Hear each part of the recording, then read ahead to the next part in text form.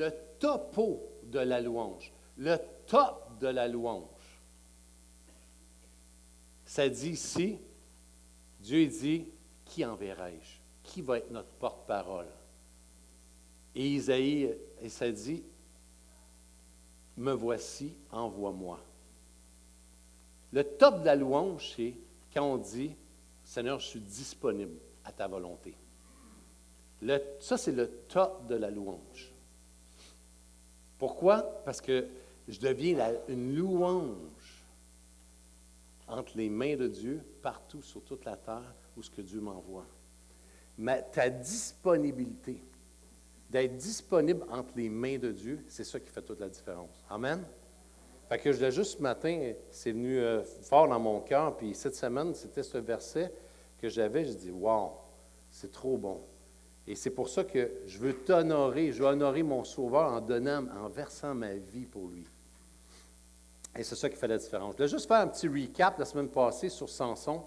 Avez-vous remarqué mes cheveux enlongés? Non? Depuis que j'ai parlé de Samson? Ah, bon, pas bien vite. Hey, tu vois, ça, c'est une femme de peu de foi. Hein? Fait que, non, ils n'ont pas allongé tant. Mais Samson, on a parlé, je vais juste faire un petit recap. Samson qui parlait des 7 tresses qui représentaient le repos, la force, mais le repos aussi. Sa force s'accomplissait aussi dans le repos. Ce n'était pas de ses propres forces. On voit ça, c'était le repos. Ça veut dire tout ce qui accomplissait Samson, et il faisait ça dans le repos. Et on avait donné aussi la même chose, la même direction par rapport à nous dans l'Église. Tout ce qu'on fait, à mon travail, partout ce que Dieu m'appelle, il m'appelle à le faire dans le repos. Comment je peux faire? Et le repos, c'est vraiment important parce que le repos, ce n'est pas l'inactivité. Le repos, c'est une activité dirigée. Autrement dit, c'est une activité dirigée dans la grâce de Dieu. Ça veut dire que ma ressource, je la prends en lui. C'est lui qui me donne la créativité, les paroles, la connaissance, des paroles de connaissance, peu importe quoi. Il me donne la force aussi de le faire. Et c'est pour ça que c'est important que quand même on sert dans l'Église aussi, c'est important de le faire dans le repos. Parce que si je ne le fais pas dans le repos, ça va sentir le cochon brûlé. Ça va sentir le chauffer. Et c'est pour ça que Dieu dit, je t'encourage, fais-le dans le repos. Et c'est pour ça aussi qu'on a vu, et je veux parler de ça un peu ce matin, parce qu'il y a quelqu'un qui m'a posé une question, et c'est important aussi. Tu sais, on a vu Samson, même quelqu'un qui me faisait le commentaire, puis c'est vrai aussi, tu regardes, Samson il a fait des mauvaises alliances. Et il a commencé à s'amouracher d'une femme qui est Dalila. Dalila, qui veut dire celle qui épuise. Celle qui épuise. C'est elle, c'est celle qui épuise. Fait que, ici, il a fait des mauvaises alliances en même temps aussi. Et c'est vraiment intéressant de voir, et moi aussi, j'avais remarqué, mais la personne disait, hey, c'est incroyable. Samson, par 3 reprises, Dalila, elle demande son secret, elle l'attache, elle fait tout ce qu'il fait. Elle appelle les Philistins. Ils ne voient même pas. Pourquoi? Parce que tu es séduit. Tu es séduit. Tu as fait une mauvaise alliance. Et 2 Corinthiens, on va voir ça ensemble. 2 Corinthiens 6,14. Parce que je disais, c'est important de se rappeler ceci. Dieu m'appelle à faire alliance ou à me marier avec un croyant, pas un incroyant. Et je sais que les gens veulent débattre ce point-là. Mais qu'est-ce que la parole de Dieu dit? Même dans l'Ancien Testament, Dieu défendait ces choses. Pourquoi? Parce que l'alliance, autrement dit, le fait que c'est amouraché à cette femme qui était dans la tribu des Philistins, qui était le peuple ennemi de Dieu, et on va voir le verset aussi qui en parle, mais ce qui est arrivé, c'est que ça a tué sa vision. On lui a crevé les yeux. Il n'y avait plus de vision. Qu'est-ce qu'il n'y avait plus aussi? Il a perdu sa force, il a perdu l'onction, autrement dit, et ça l'a emmené sous l'esclavage, et ça l'a emmené, à tourner en rond, et aussi à ne plus produire, à ne plus être fertile dans le ministère à laquelle Dieu l'appelait. Ça va te rendre stérile. Et c'est important, les mauvaises associations va te rendre stérile dans ta vie chrétienne.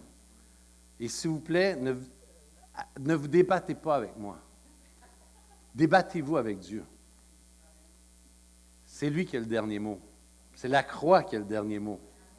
Moi, je fais juste vous dire qu'est-ce que Dieu dit pour vous éviter de vous faire crever les yeux, de devenir stérile dans votre appel avec Dieu. Pourquoi? Il faut apprendre de ces leçons-là aussi. Ils sont là pour nous apprendre. Ça dit 2 Corinthiens 6,14, « Ne vous mettez pas avec les infidèles sous le joug étranger, sous un joug étranger. Car quel rapport y a-t-il entre la justice et l'iniquité? Ou qu'y a-t-il de commun entre la lumière et les ténèbres? » Et ça continue aussi après l'autre verset, mais entre Satan et Jésus. Quel rapport y a-t-il? Et c'est important, si vous êtes seul, vous êtes célibataire, c'est important, vous cherchez un conjoint ou quoi que ce soit, c'est important que vous ayez des barèmes, des standards selon le cœur de Dieu. Je ne trouve pas un conjoint parce qu'il est beau ou parce qu'il est fin. Même affaire pour une femme. Si vous n'avez pas les standards de Dieu, vous allez perdre de vue ce que Dieu a pour vos vies. Vous allez vous entrer sur un joug étranger et vous allez, et je vous dis, je l'ai vu maintes et maintes fois. Il y avait une personne qui était ici, justement, dans le passé. Ça fait longtemps, je pense qu'il n'y a pas grand monde qui était ici, mais et vraiment un bel élan avec Dieu. Elle était seule, un bel élan avec Dieu. Elle suivait une formation. On voyait comment Dieu bâtissait dans sa vie. Et là, tout d'un coup, elle a rencontré un inconverti. Et là, et ça n'a pas pris de temps, à un moment donné, j'ai plus le temps d'aller à l'église. J'ai plus le temps pour la formation. Ça ne me tente plus, ou ces choses-là. Et là, tout d'un coup, sa vie est partie avec cette personne, mais sans connaître, autrement dit, elle a perdu de vue ce que Dieu avait mis comme appel sur sa vie. Et l'ennemi veut faire ces choses. Salomon s'est perdu. L'homme le plus sage sur la terre s'est perdu. Il n'a pas écouté ce que Dieu a voulu. Il s'est amouraché de femmes qui n'étaient pas le cœur de Dieu. Et ça l'a emmené quoi? À adorer des idoles. À faire même des sacrifices. Fait que c'est important. Quand Dieu dit quelque chose, quand Dieu dit c'est non, c'est non. Tu ne peux pas dealer avec ça. Et c'est important. Même moi, à un moment donné, il y a quelqu'un qui voulait que je m'associe avec dans le travail, qu'on soit ensemble des associés. À cause de ce verset-là, j'ai dit non. Et je voulais ça. Mais j'ai dit non. Je ne m'associe pas sur un joug étranger. C'était une bonne personne. C'est pas que c'est mauvais. C'est qu'on n'a pas le même esprit. C'est pas le même esprit qui gouverne mes choix. C'est l'esprit de Dieu. Comprenez? Fait que c'est important. Si je ne comprends pas, c'est normal de ne pas comprendre ces choses si je ne lis jamais la parole de Dieu et je ne suis pas au courant de ce que Dieu déclare. Pourquoi? Parce que c'est la parole de Dieu qui est mon gouvernail. Ce n'est pas mon feeling, ce n'est pas ce que je pense. Parce que l'opinion de ce monde, c'est une chose. Mais le cœur de Dieu, c'est complètement une autre chose. Et Dieu fonctionne complètement à l'inverse des standards de ce monde. Et c'est important, ça. Fait que la parole de Dieu est mon standard. Et pas mon feeling. Ouais, mais il est beau. Elle est fine. Et il manque juste Jésus dans sa vie. Et il manque le plus important. Puis les standards de Dieu aussi, c'est important quand vous regardez quelqu'un. Je dis souvent aux gens, tu sais, les gens venaient me voir à un moment donné, je dis, est-ce que tu as éprouvé cette personne? Est-ce que tu as testé cette personne? Et selon les standards de Dieu. Regarde sa vision. Regarde ses choix. Regarde comment il traite son père ou sa mère. S'il ne traite pas ses parents dans l'honneur, il va te déshonorer ou elle va te déshonorer. Quels sont ses choix sous la pression? Quelles sont ses paroles sous la pression? Oui, on a tous à grandir, ça je suis d'accord, mais avant de te lier avec cette personne, c'est important que tu regardes ça. Et aujourd'hui, c'est comme vite, on se marie, puis c'est fini. Mais non, il y en a qui payent le prix solide après. Et c'est quoi? Vaut mieux être seul, qu'être matché puis être seul. Vous comprenez? Tu es avec quelqu'un, mais tu es seul. Tu es seul dans ta relation. Pourquoi? Parce que tu es appelé à faire un. Et tu ne peux pas faire un si on ne croit pas la même chose. Et si on n'a pas les mêmes fondements. C'est une impossibilité, même s'il est fin, même si c'est fine. C'est juste plutôt « wake up », réveille-toi. Tu es juste séduit. C'est bon? Fait que je voulais faire une parenthèse à ça parce que souvent on débat « ouais, mais », mais allez voir ce que Dieu dit. Amen? Fait que c'est important. Fait que... Fait qu'on a vu tantôt aussi une activité, le repos, c'est une activité orientée. Dieu veut m'emmener vraiment à marcher dans le repos. Et c'est pour ça que c'est important, même dans ta relation avec ton conjoint, Dieu t'appelle à ça. Et c'est pour ça que tu dois dépendre de la parole de Dieu. C'est la parole de Dieu qui fait en sorte que tu vis le repos. Et on a vu, même dans tes temps de noirceur, la grâce aussi est toujours opérante. On avait vu ça la semaine passée. Vous en rappelez quand Samson tournait la meule? Ça dit que ses cheveux, mais ça c'est la grâce opérante. Même dans la noirceur de ma vie, la grâce est toujours là disponible pour moi. Elle ne m'abandonne jamais. Ça c'est la grâce de Dieu. Fait qu'elle est toujours avec moi. Fait que c'est important ça. Fait que, et on avait parlé aussi des inquiétudes, et je veux revenir un petit peu là-dessus, parce que je pense que c'est un point important.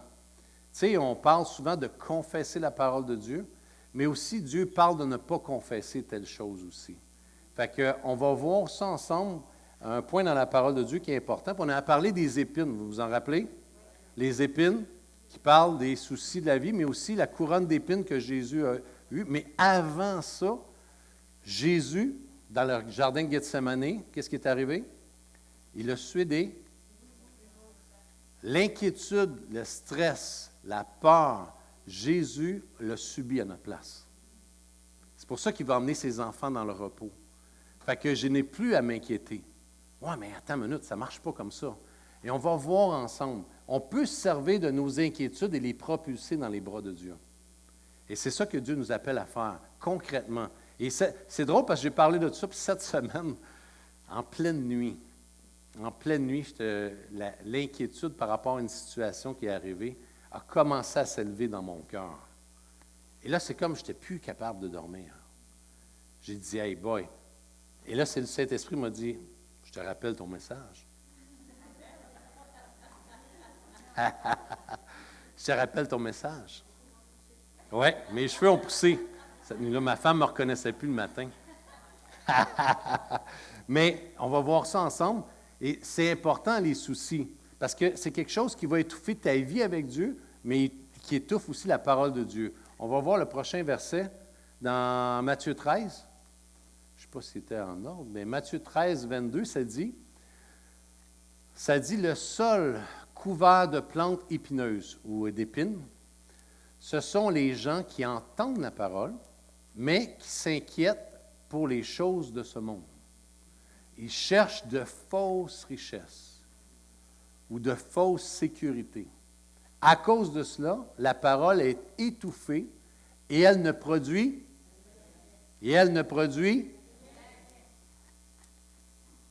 Mes soucis, mes inquiétudes emmènent la parole de Dieu à ne produire rien dans ma vie si je commence à les méditer et à camper autour de mes inquiétudes et de mes soucis.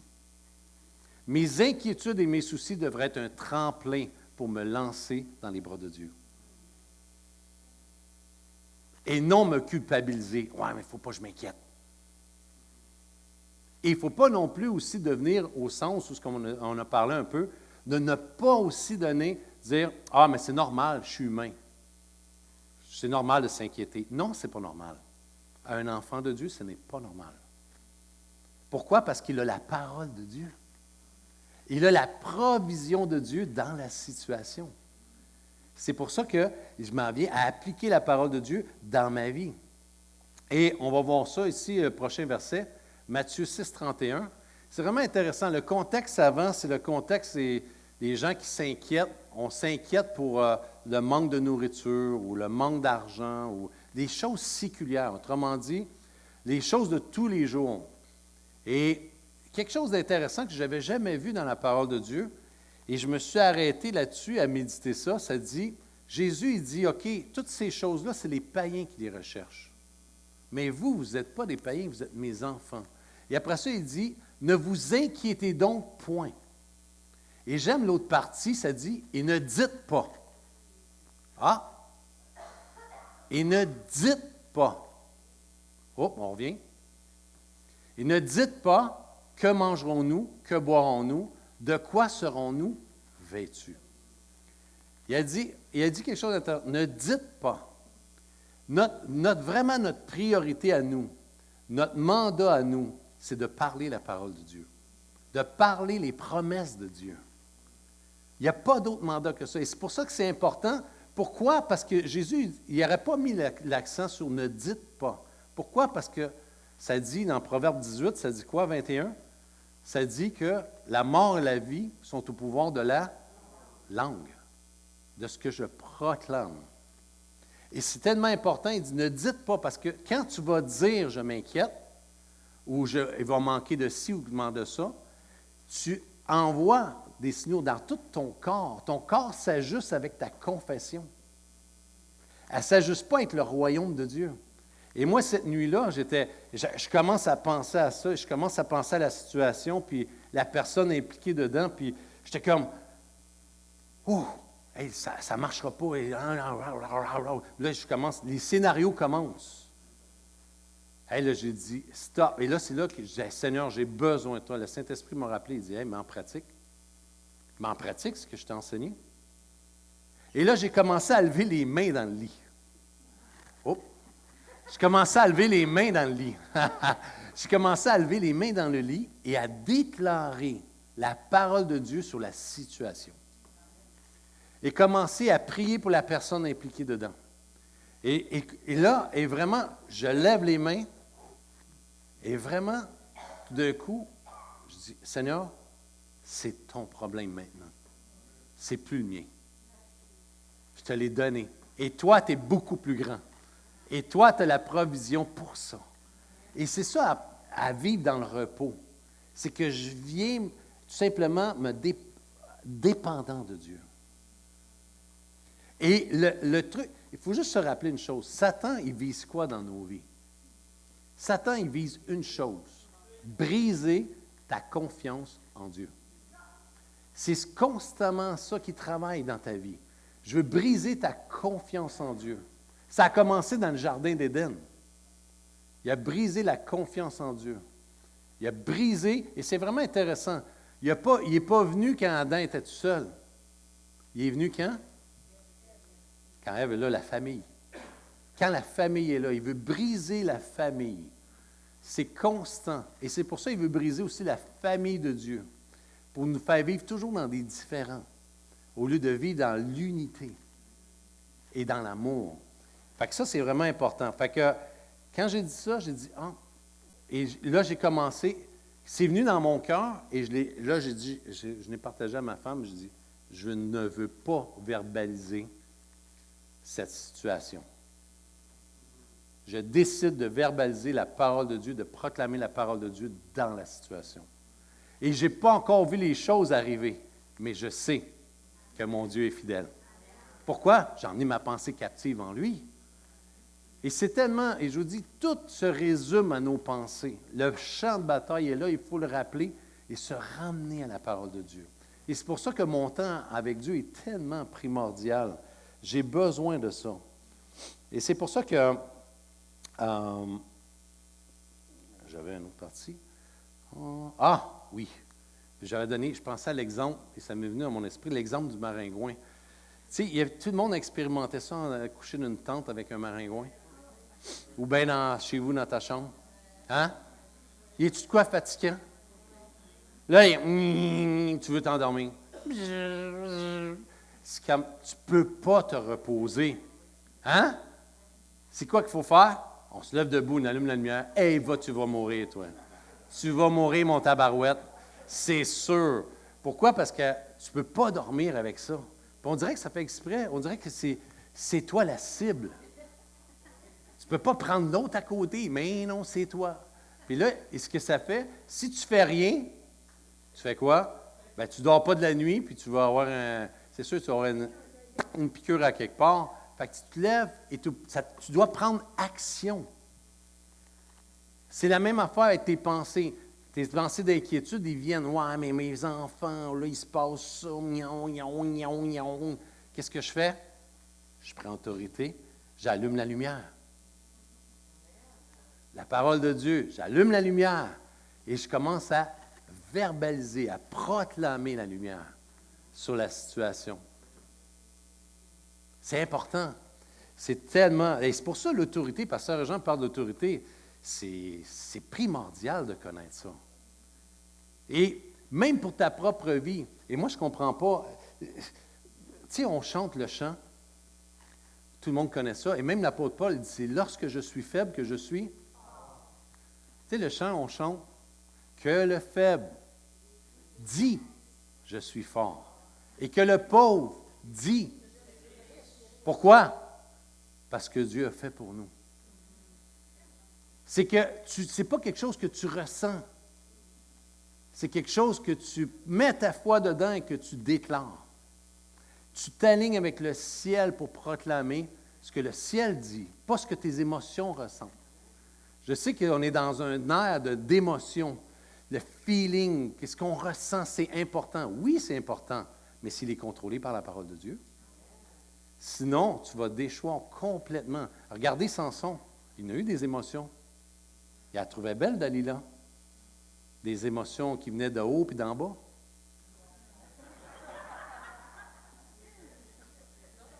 Et ça l'a amené complètement à sortir du plan de Dieu pour sa vie. C'est important. Tes émotions doivent toujours être canalisées par la parole de Dieu et t'aligner avec ce que Dieu déclare. Et c'est tellement important de connaître le cœur de Dieu. Parce que je ne peux pas déclarer ce que je ne connais pas. J'apprends à connaître la parole de Dieu quand je passe du temps avec lui. Et il y a beaucoup, moi je sais qu'il y a beaucoup de gens qui sont allés avec David Thierry récemment, puis Jérémie Potin, et vraiment j'ai entendu des bons... Et j'aime beaucoup. Moi j'ai suivi plusieurs formations avec eux, tout ça, puis je les aime beaucoup, je les bénis constamment, je prie pour eux. Puis je suis content de l'œuvre francophone qu'ils font au travers, ici, même au Canada, mais partout dans la francophonie. Mais ce que j'aime de David Thierry, c'est quelqu'un de terre à terre. C'est quelqu'un qui est posé dans les Écritures. Puis il me disait justement sur la formation vraiment libre ou sur les démons, ou quand il enseigne sur les démons. Et ce que j'aime beaucoup, il dit, on met trop l'emphase sur les démons. Pourquoi? Parce qu'il dit, juste vous rappeler une chose, les démons ne sont pas omniprésents. Ils ne peuvent pas être partout. Fait que, on n'a pas à avoir des démons partout. Et j'ai aimé ce côté-là parce que souvent, on en fait un ministère, mais ce n'est pas un ministère. Quand Dieu t'emmène toute autorité, on l'a. Chacun a l'autorité de chasser les démons. La question est, c'est que beaucoup, et j'ai aimé ce qu'il a partagé, il dit beaucoup de gens, c'est de l'ignorance des Écritures qui font qu'ils sont liés. De ce que la parole de Dieu les affranchit pas. Et même, tu peux prier pour les gens qui soient délivrés, si tu ne prends pas le temps d'investir la parole de Dieu en eux, ils retombent sous des jougs. Constamment.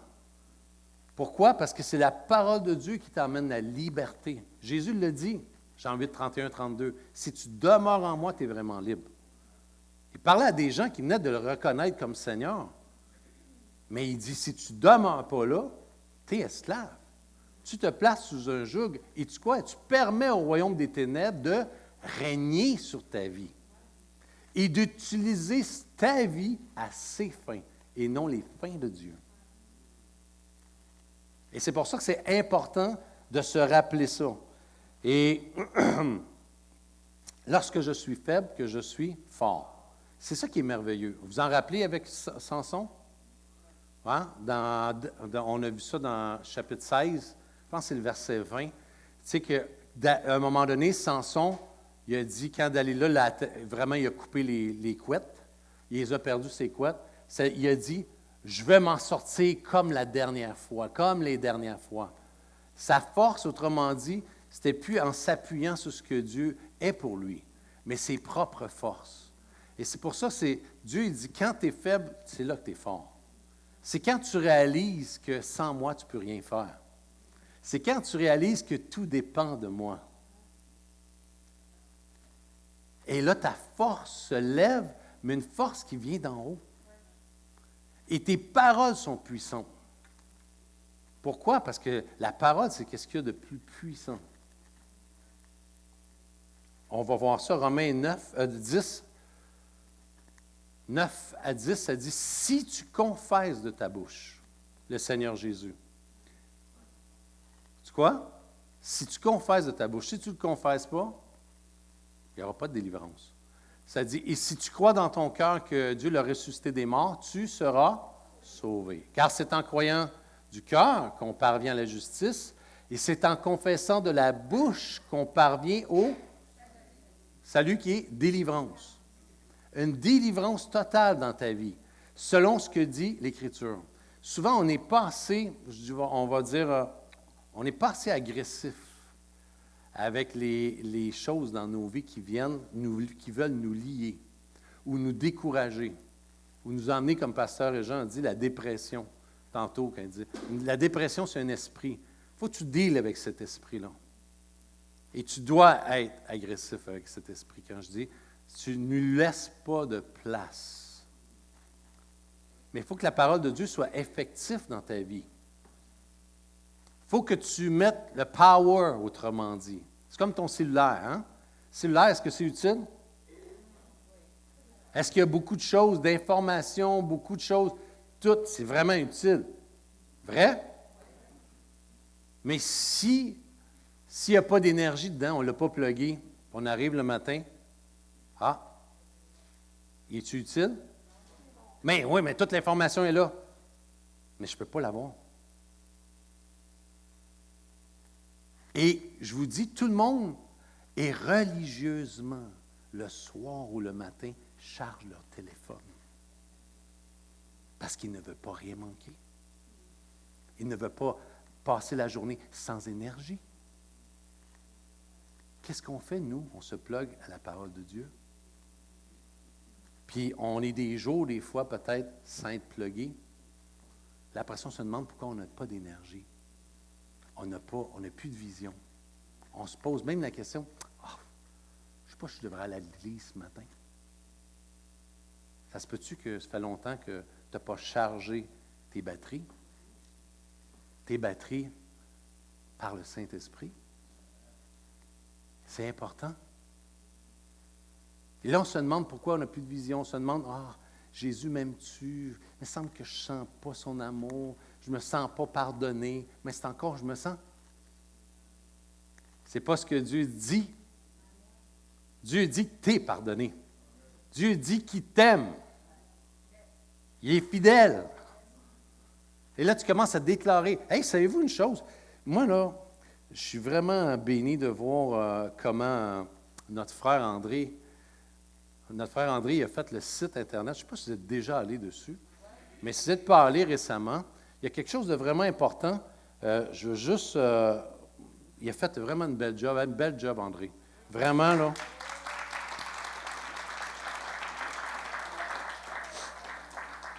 Vraiment une belle job. Puis, je veux juste... Il y a quelque chose d'important à vous nourrir. Sur le site, il y a...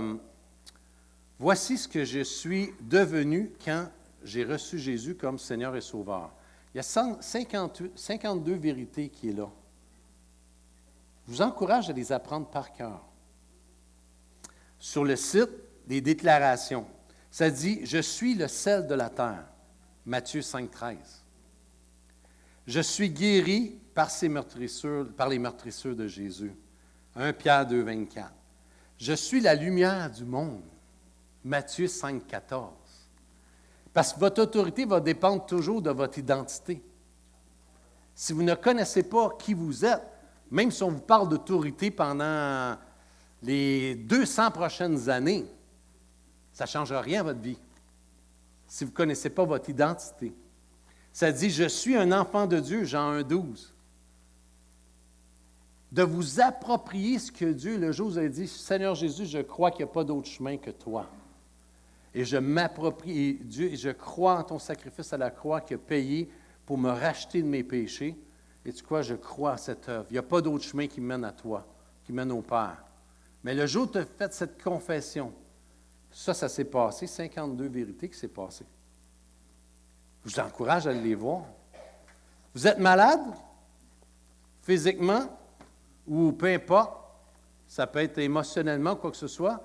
J'ai fait mettre sur le site David Thierry, qui pendant 45 minutes, prend 100, avec de la musique, il y a 100 versets qui vous lit sur la guérison. Ça, là, quand vous êtes malade, vous prenez ça, 45 minutes de temps, vous mettez ça et vous écoutez, vous laissez la parole de Dieu venir guérir votre corps. Restaurer votre corps. C'est important. C'est la parole de Dieu qui fait ce travail. Et ça dit dans Isaïe, elle ne retourne pas à lui sans avoir fait sa volonté. Elle fait ce travail dans les cœurs. Elle veut me libérer. Et il y a beaucoup de choses, et j'aime beaucoup, j'aime David Thierry par rapport à ce qu'il enseigne aussi. Il y a beaucoup de gens, ils prenaient le temps d'avoir un temps avec Dieu, vraiment sérieux avec Dieu. Il y aura beaucoup de délivrances qui s'opéraient vraiment par la parole de Dieu. Oui, il y a des exceptions. Oui, il y a des exceptions parce que la délivrance prend une intercession ou quoi que ce soit, mais il y a beaucoup de délivrances qui s'opèrent par la parole de Dieu. Et c'est pour ça qu'il a fait cette série-là vraiment libre, pour que toi-même, tu appliques dans ta propre vie. Et c'est important. Le focus est là. Et c'est pour ça que notre seul mandat, c'est de former des gens à apprendre à penser avec Dieu, à proclamer la parole de Dieu. Fait que les déclarations, juste encore André, merci. Merci beaucoup aussi du temps, ça, puis merci encore.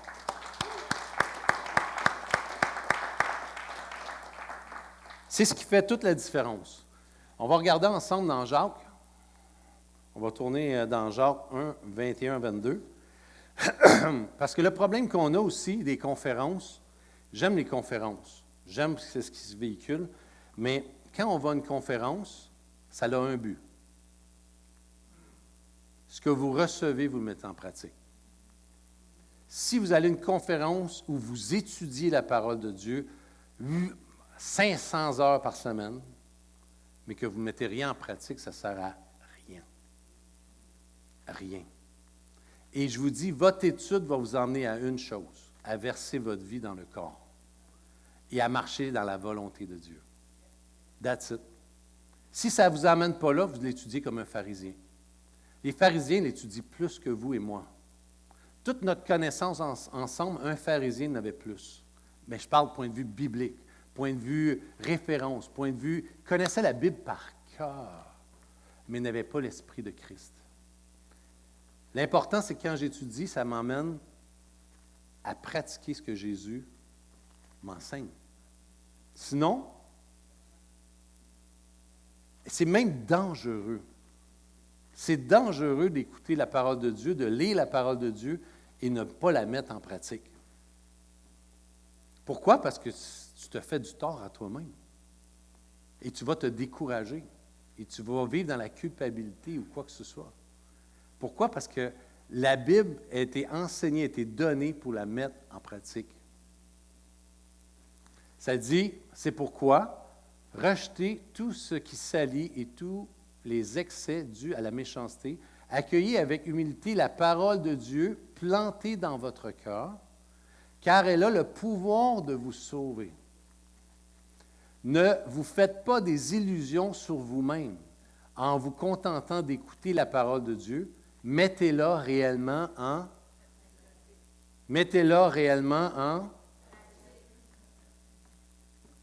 Même de te tromper.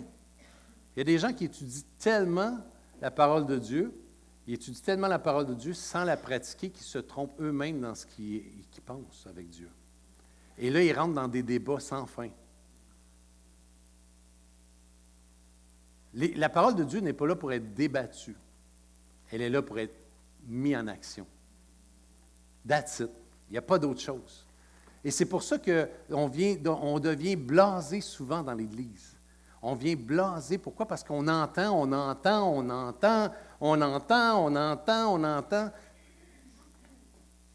Ah, mais je suis encore assis. Je ne me lève pas. C'est pas normal. Là, tu réalises que celui qui est en avant de toi, les cheveux, ils ont grisonné. Il a grisonné. Ah, il a engraissé un peu. C'est ce que tu connais dans l'Église. Non! Lève-toi! Lève-toi avec ce que... Et je pensais à ça cette semaine. Parce que pourquoi je dis ça en même temps, c'est que je me suis brisé le tendon pour un biceps, ceux qui savent. Il y en a qui ont des gens qui ont prié pour moi. Je levais un poids, pas un poids pour m'entraîner, mais un meuble. Et la manière que j'étais, j'ai forcé et le tendon a lâché mon biceps. Mon biceps a monté ici. Et là, c'était comme, ouf! Ça fait mal. C'était incroyable. J'ai plus de force. Là, je suis venu tout bleu ici. Fait que j'ai deux choix. C'est soit je le fais réparer pour le rattacher, c'est une opération, ou je le garde comme ça. Mais je vais perdre 25 % de force en traction sur ce côté-là. Fait que j'ai dit, OK, je vais le garder comme ça. Parce que là, il y avait des risques d'infection, tout ça, puis 6 à 8 mois de convalescence. J'ai dit, bon. Fait que je dis, Seigneur, le 25 % tu vas m'en donner plus que ça. Fait qu'on va casser ce diagnostic-là. Mais tout ça pour dire, et ça me parlait sur le corps de Christ. Ce tendon-là qui tient mon biceps fait en sorte le fait qu'il ne fait pas sa fonction, je perds 25 %. Et j'étais là, je regardais, et Dieu dit, tu réalises-tu que dans le corps, si chacun ne se met pas dans sa position et ne fonctionne pas là où ce que Dieu l'appelle avec ses dons, ses capacités, ses choses, le corps est diminué. Tu sais, je parlais à Jérémie la semaine passée, il y a des gens qui ont donné leur nom pour aider Jérémie à la garderie Les Jeunes, tout ça, l'école du dimanche. Mais si personne n'y aidait, il aurait perdu de la force.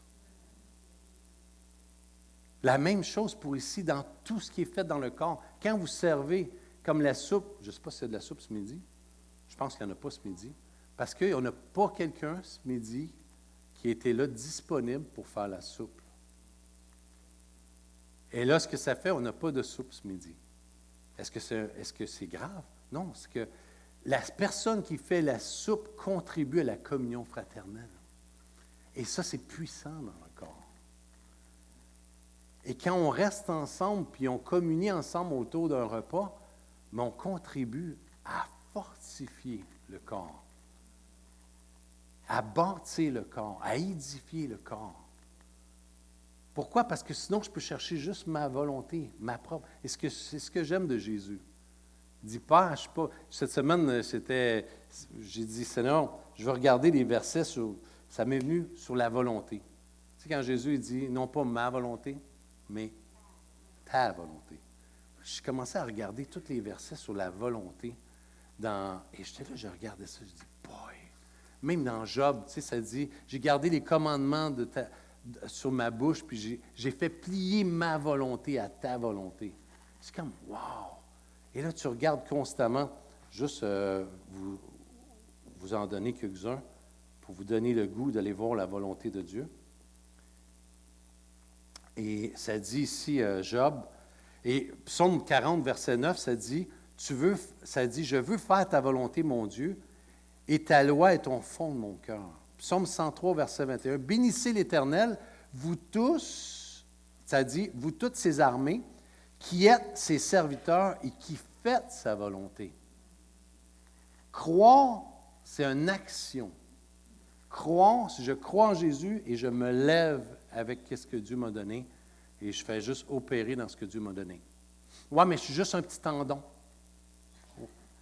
Mais le tendon, il est important. Je peux te dire, moi, qu'il est important, le tendon. Le tendon, là, sans lui, il y a 25 qui est là de moins. Et vous êtes un membre du corps de Christ. Vous avez un impact incroyable pour bâtir le corps du 12-36. Quand vous vous levez, vous participez.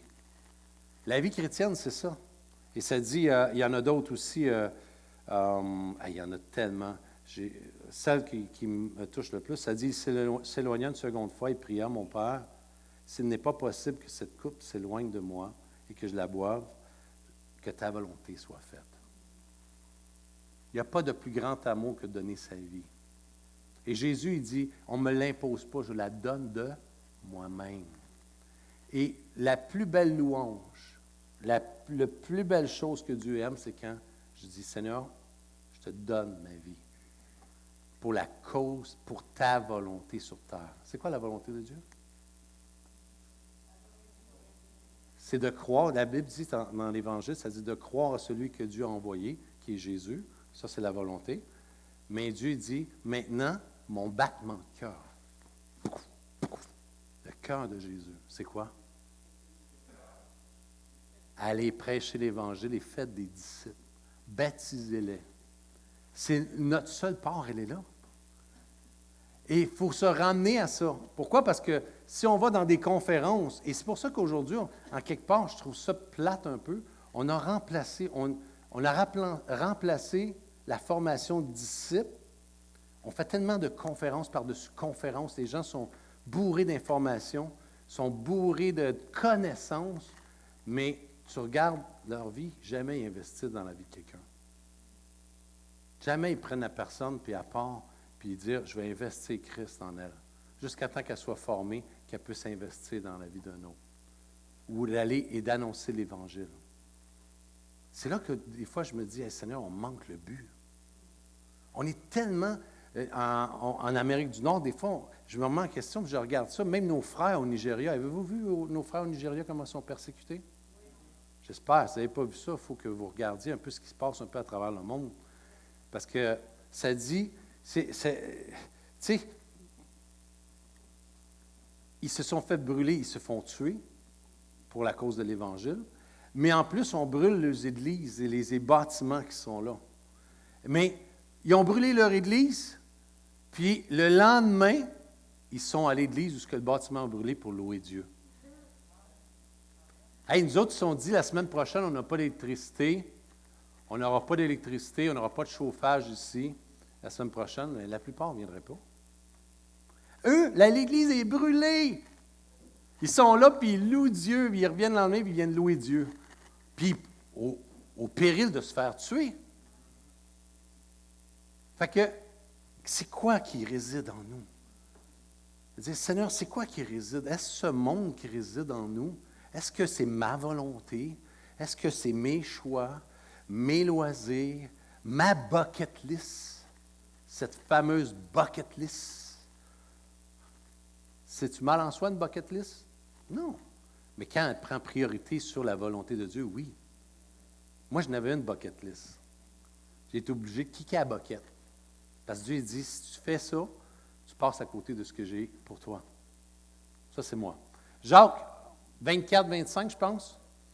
Ça dit, en revanche, il y a celui qui examine attentivement la loi parfaite, qui nous procure la liberté et s'y attache fidèlement. Il ne se contente pas de l'écouter pour l'oublier ensuite. Mais il la met en... Non, je n'ai pas entendu. Il la met en pratique. Ah, OK. Eh bien, celui-là sera béni ou heureux dans tout ce qu'il fait. Si quelqu'un croit être religieux et ne sait pas maîtriser sa langue, il se trompe lui-même, sa religion ne vaut rien. Et c'est intéressant, juste le verset après, il parle de la religion, de s'occuper des veuves et des orphelins. Ça parle vraiment de concrètement, s'il y a un impact de la parole de Dieu dans ta vie, concrètement, ça va se verser sur les autres. Tu ne garderas pas ta vie juste pour toi. Moi, je le sais, je me rappelle, moi, je pensais que j'étais spirituel quand je travaillais dans le temps chez FM. Puis à un moment donné, je lisais ma Bible le midi, je n'allais pas avec les autres. Je lisais ma Bible. Montrer, moi, je suis spirituel. Je lis ma Bible, je suis sérieux, moi, avec Dieu. Les autres ne le sont pas.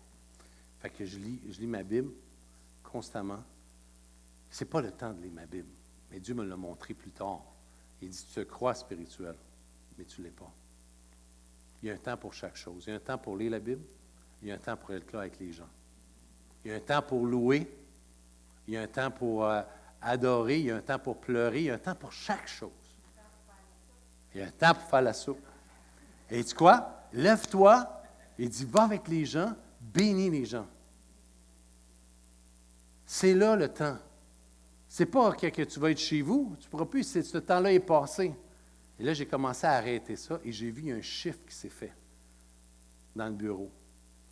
Il y a un chiffre, il y a des gens qui sont donnés leur vie à Jésus. Il y a vraiment un impact. J'ai prié pour des gens, j'ai prié pour de la guérison, mais j'étais occupé avec moi. Moi et ma spiritualité. Sais-tu quoi? Les Écritures ne m'emmenaient pas à donner ma vie pour les autres. Si les Écritures ne t'emmènent pas à donner ta vie, tu as perdu ta vie. Et sais-tu quoi? C'est une séduction même. Même l'étude de ta Bible, les pharisiens, comme je disais tantôt, c'est incroyable. Ils avaient un impact, mais pour eux-mêmes. Fait que je vais terminer là ce matin, mais juste de vous rappeler ceci. Il y a 3 choses importantes à faire. Ça dit, d'un, lis ta Bible ou étudie la parole de Dieu. Fais ce qu'elle dit, puis fais connaître ce qu'elle dit aux autres. That's it. C'est pas plus compliqué que ça. On répète, lis ta Bible ou sois conscient de ce que la Bible fait. Autrement dit, elle te dit. Après, fais ce qu'elle dit de faire. Et ensuite, partage-le aux autres. Ça se résume en 3 points. Fait que ça, et vous allez être bénis. Et vous êtes déjà bénis parce que vous avez reçu la parole ce matin et avec foi. Au nom de Jésus, on te rend grâce, Seigneur, pour cette parole. Qu'elle prenne vie dans chacun de nos cœurs ce matin. Qu'elle dirige nos pas, nos paroles, nos actions, nos émotions, tout ce qu'on est, afin que tu sois glorifié, Seigneur Jésus, ce matin.